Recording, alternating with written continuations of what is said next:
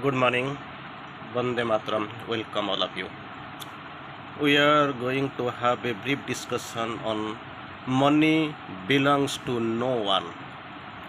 So this topic of discussion is on money. Money belongs to no one.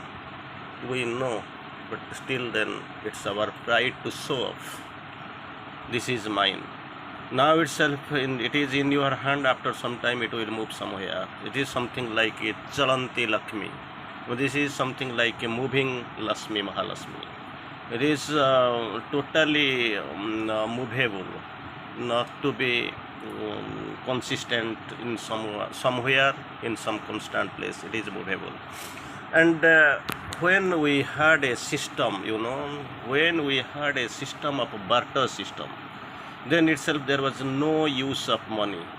That phase already exists. That is exceeded. That phase is no more seen in the current scenario. Still, then something is going on. It is not wholly abolished. It is not wholly perished, because this is even if you can find on the inter-country level. So you just try to take our crude oil like diesel, petrol, or something like engine oil, and instead, in return, you provide wheat, rice for to us. That is still happening, not anyway. Anyway, now itself that butter system is almost not feasible. But the thing is that we can find that money is the feasible sign of exchange between people for the purchase and the sale of goods. That's what we normally see. Now itself it is there. But the thing is that money, there is our conflict of ownership. Mother uses the phrase conflict of ownership. This is mine. Suppose this is mine, you have made a signature on money. Of course, that is also restricted. If you put your pen figure or ball pen figure on the money, so very difficult to manage. Anyway, suppose in a pencil you have made a signature like this is your money. After some time, whenever you take a cup of tea or coffee, and you pay your money to somebody else, like the coffee shop owner, then your ownership is gone. It belongs to him. And after some time, this coffee shop owner, he is actually doing the payment to the people who have given the milk or coffee, raw coffee, or something like tea. Anyway, it is now itself. It is not with him. It is going to the another owner. So finally, you go and submit at the bank. Now itself, the ownership with the bank only. Suppose this is going now that Vimudrikarana. You can show that demonetization system. Suddenly, you have seen in the recent past, and all the money like 500 and 1000 rupees, one note, it was carried by our Reserve Bank of India with the special permission of the central government, with the declaration of our revered Prime Minister Mr. Modi. So anyway, we'll see right now on money belongs to no one. That is the topic of discussion right now. We know all wealth belongs to the divine. We are not the possessor. It is nobody is the possessor. It is with them today. Tomorrow it may be elsewhere. But the thing is that as long as it is with you, it depends upon the way they discharge their trust. You are the trustee, not the possessor. How you are discharging this trust, that is the topic of discussion. This is to be seen. This is has to be experienced. How you are doing, in which consciousness in their use of it, to what purpose you are using. And sometimes unnecessarily you are just simply you are ideally you are actually collecting the money. And there is a theory in economics, money is like a muck, not good except to be spread. Suppose it's cow is, cow dung, that gobar. So if it is really kept somewhere, simply it is gathered somewhere, collected somewhere, it has got no use. Simply there will be a bad smell. You can find bad smell, it is coming out of it. But once you use it, this manure, natural manure, if it is actually used in your fields where you are producing your vegetables or fruits, whatever is there, then this productivity rises up like anything twice or maybe multiples. So money is like this. There itself cow dung, natural manure you can find here. It is also same way. Money is like a muck, not good except to be spread. Once you spread the money, that will be giving you heavy returns. In multiplications. The in output will be coming in multiples. And another theory is there simultaneously. You see, that time also you have observed that bad money turns to good money through circulation. If you keep it idly, then it has got no use. Sometimes your housewife, you have given them some money for their personal use and all. They have used to some extent, but the thing is that ideally they spare, they keep it somewhere and they forget. And it is after long time you will be finding that your white ants have destroyed them. It is also there unnecessarily, it is gone. Why you will be simply thinking of why unnecessarily I wasted, but it is wasted. So bad money, maybe through corruption or whatever, money laundering case, whatever is there, bad money turns to good money through circulation. And sometimes you put your money in some banks like your Swiss bank and all, but you are not capable of you have forgotten, or somebody is dead who has deposited all these things.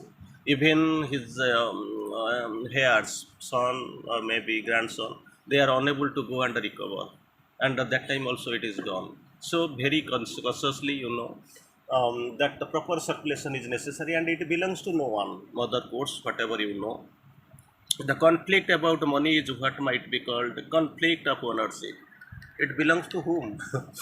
So that is the system you can find conflict of ownership. Has been continuing.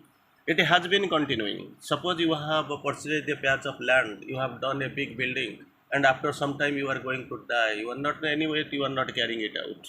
Or even if you are selling it to somebody else, he is also going, or he may be selling, or another new owner will come, but actually it is not belonging to the people who they belong to some extent. So to some extent it belongs to them, but later they are not going to carry them to the other world with them. So this conflict, mother terms it as conflict of ownership, but the truth is that money belongs to no one. Very sure, you have to be very confirmed without any confusion, very crystal clear manner. You have to realize that it belongs to no one. The idea of possessing money, normally we possess. This possessiveness is there, normally we possess. So the idea of possessing money has wrapped everything. So that is what we normally see, that it has wrapped everything. Money should not be a possession like a power. It is a means of action which is given to you. Means of action, you must remember. It is not to be a possession, but actually it is given to you by means of action.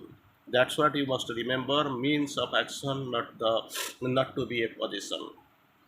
It is given to you, but must be according to the circulation of nature, without having the touch of conflict of ownership. It must be circulated for the gain of you and also for the world, because that it has the creative power, productive power.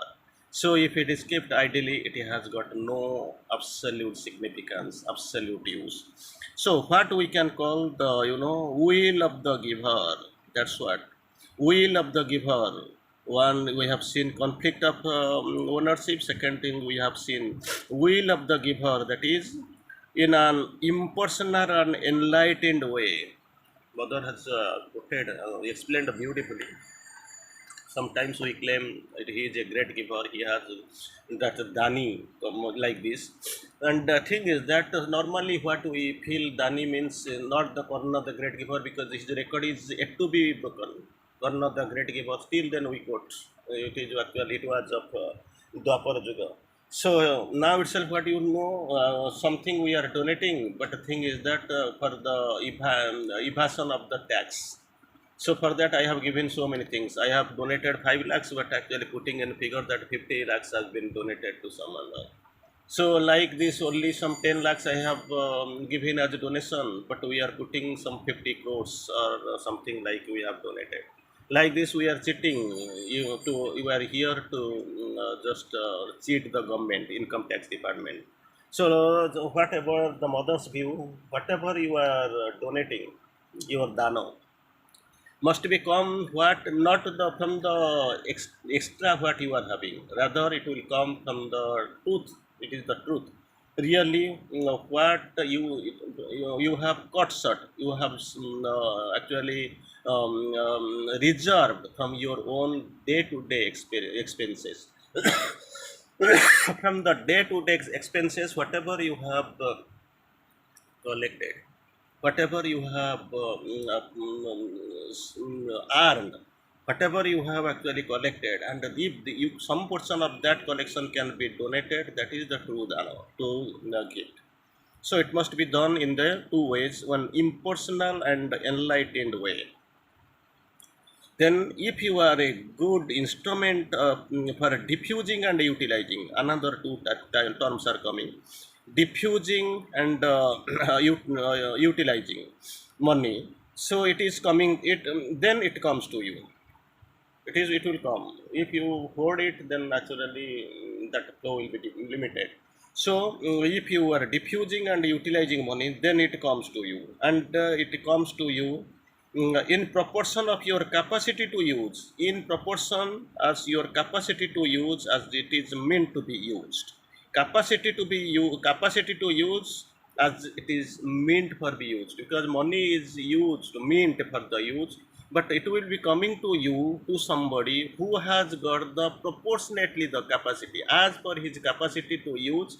It is coming to him in the, it is in that this is the true mechanism, you must know.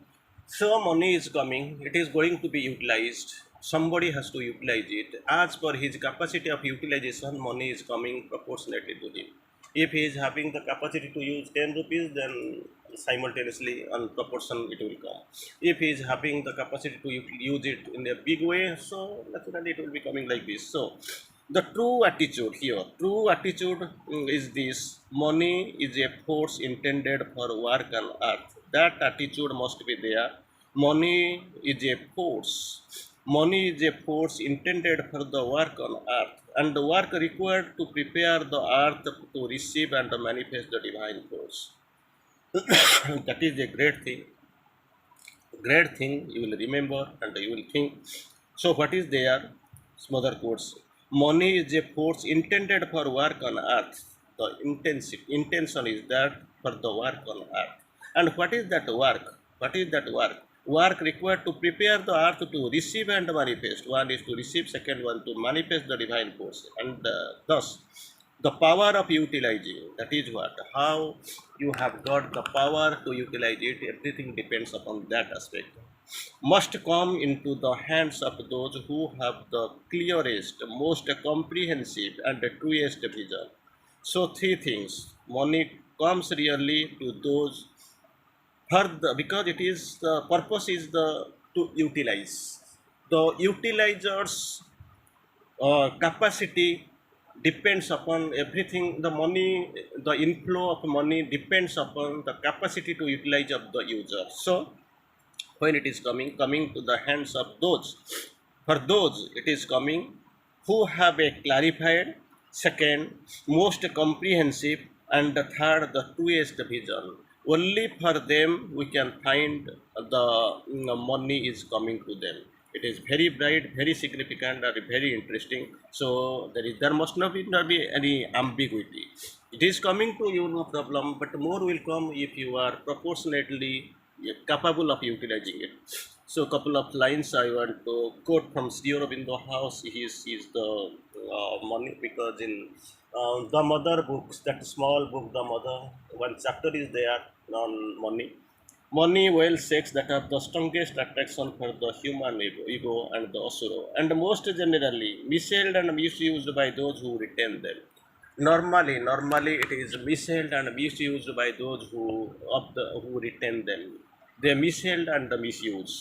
Don't look up to men because of their riches, or allow yourself to be impressed by the show, the power, or the influence. Don't look on them because all wealth belongs to the divine. We are the possessor, and we are the trustee, not the possessor. And again, Mother quotes, in the course, all wealth belongs to the divine, and who hold it are trustees, not the possessors. And latter. Regard wealth simply as a power to be won back from the mother. It is a power, already we have discussed. This is a power, it has to be won back for the mother and placed at her service. That is must be the true attitude. To be placed at her service. It is now in the hands of the demon.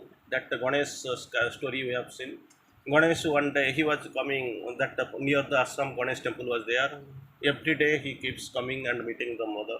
One day he felt that I want to give him money. So later, after some time, he felt his inability to give because he felt that money is now in the hands of the demons. So what happens?